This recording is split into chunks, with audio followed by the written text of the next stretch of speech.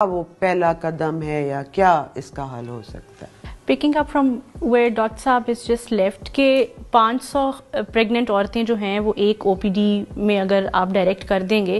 یہ مسئلہ صرف ڈاکٹرز کا نہیں ہے، یہ مسئلہ اس جج کا بھی ہے جس کے پاس روز کی 500 کیسز کی کاز لسٹ لگی ہے اور وہ صرف ایک ٹرائل سن سکتا ہے۔ یہ اس پولیس آفیسر کا بھی ہے جس کے پاس ریسورسز نہیں ہیں اور اس کے پاس اتنی زیادہ کمپلینٹس ہیں کہ وہ خود ہی کوشش کر رہا ہوتا ہے کہ سم ہاؤ اور دی ادر میں نہ ہی رجسٹر کروں کیونکہ یہ میرے ہی گلے پڑے گی۔ And it takes me to جہاں پہ نایاب نے بھی بات کی تھی کہ جو آبادی کا زیادہ ہونا ہے وہ ہمارے 90% مسائل کی تو ویسے ہی جڑ ہے۔ تو میرا خیال ہے کہ ایک تو اس چیز کو ہمیں بہت زیادہ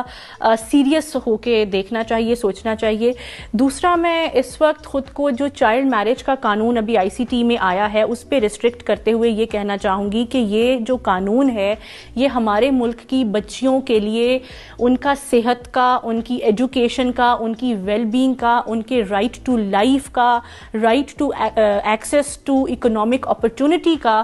تمام بنیادی انسانی حقوق کا مسئلہ ہے جو کانسٹیٹیوشن گارنٹی کرتا ہے۔ تو اسی لیے مجھے نہیں سمجھ آتا، میں خود بھی ایک پروفیشنل لائر ہوں، مجھے نہیں سمجھ آتا کہ چائلڈ میرج کا قانون کس طرح سے غیر قانونی یا غیر اسلامی ہے۔ اس پہ فیڈرل شریعت کورٹ کے بھی فیوریبل اوپینینز موجود ہیں، پوری دنیا میں اسلامی ملکوں سے مثالیں موجود ہیں۔ تو یہ تمام چیزیں ہوتے ہوئے بھی اس قانون کو اپوز کرنا میرا خیال ہے کہ اپنے لیے خود